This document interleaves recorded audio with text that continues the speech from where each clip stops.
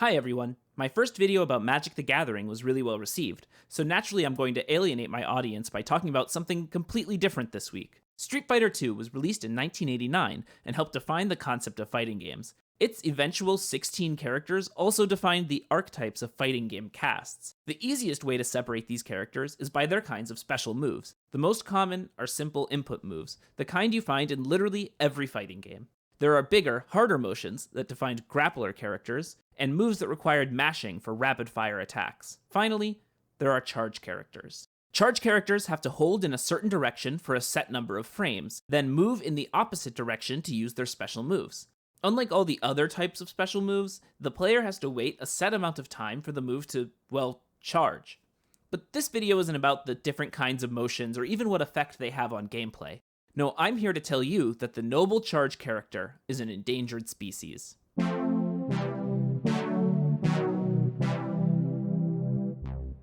I may be a little personally invested in this. Let's take a look at the characters I play in fighting games. Boxer, Q, Boxer, DeCapri, Honda, Fish, Polnareff. You may perceive a slight bias towards charge characters. This is considered odd among my friends, who largely avoid playing charge characters altogether. They don't like having to wait to use special moves, or they find the combos hard to adjust to. I get those concerns. Charge characters are definitely the odd ones out compared to other character types. They don't tend to fit into high mobility games like anime fighters, for one thing. Marvel vs. Capcom 3 had a handful of charge characters, but most only had one or two charge moves, and the rest were normal inputs. In Marvel vs. Capcom Infinite, there's exactly 2 charge moves in the entire game, and they both belong to Chun-Li. Because charging limits your movement options, it's hard to fit into a game with air dashes, flying, double jumps, and super dashes. That means that the haven of the charge character is slower ground-based games. Games like Street Fighter. So while Street Fighter is the ideal game for charge characters, they've actually been on the decline lately. To figure out exactly how much, though, we have to define what makes a charge character. Is a charge character any character with at least a single charge move? Or a character whose most commonly used moves are charge? Or a character with the majority of their moves being charge? Let's look at the number of characters per main series entry with any charge move. Things don't seem so bad. Sure, 50% of the cast of Super Turbo was charge, but things seem to have leveled off around the mid-20s. Instead, let's look at the characters whose majority of their movesets are charge moves. The drop is far more precipitous here, but it definitely doesn't seem catastrophic. The real evidence of this change in policy comes from the new characters introduced in Street Fighter 4 and 5. There are 24 characters introduced in those two games thus far. Of those 24, only 3 have any charge moves, and only 2 are majority charge. When Capcom makes a new Street Fighter character, there's only an 8% chance it will end up as a charge character. In Street Fighter V, Capcom has even begun to revise old classics. Claw is no longer a majority charge character, and Dictator and Boxer were both given input moves. Beyond just removing charge characters, sometimes the core mechanics of these games are anti-charge. Street Fighter 4's focus attack was a great offensive tool because it would be cancelled into a dash to extend combos, but only if you gave up charge. The new V-shift mechanic, introduced in Season 5 just like a week ago, requires the player to return their stick to neutral position. If you want access to the universal defensive option, you have to give up charge. Why are charge characters so specifically under threat? First, Capcom has been on a campaign to simplify inputs. This is to make fighting games more accessible to people who are put off by the entry barrier that is learning to quickly and easily do special moves. Street Fighter 4 and 5 have much more lenient inputs for special moves.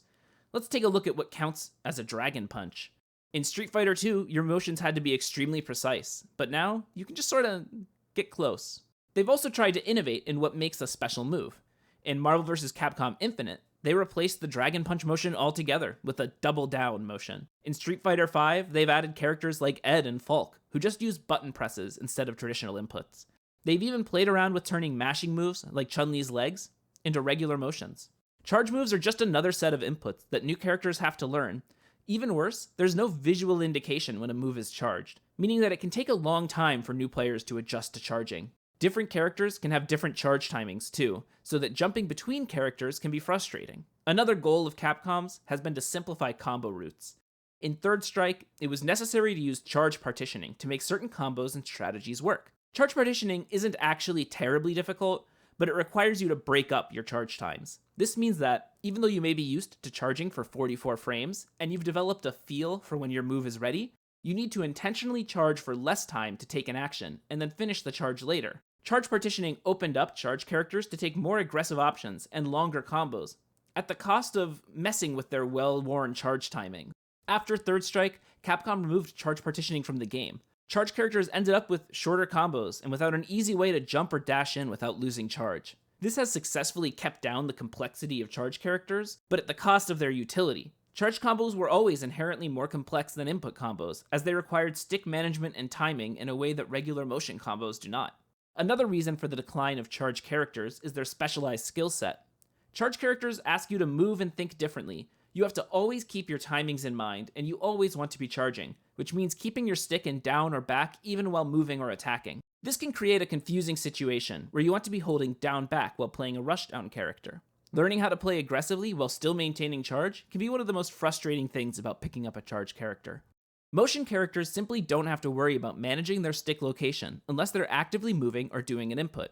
This is something that charge players get used to fairly quickly, and it's even something I like about playing charge characters, but it can be tricky to adjust to if you're used to using motion characters.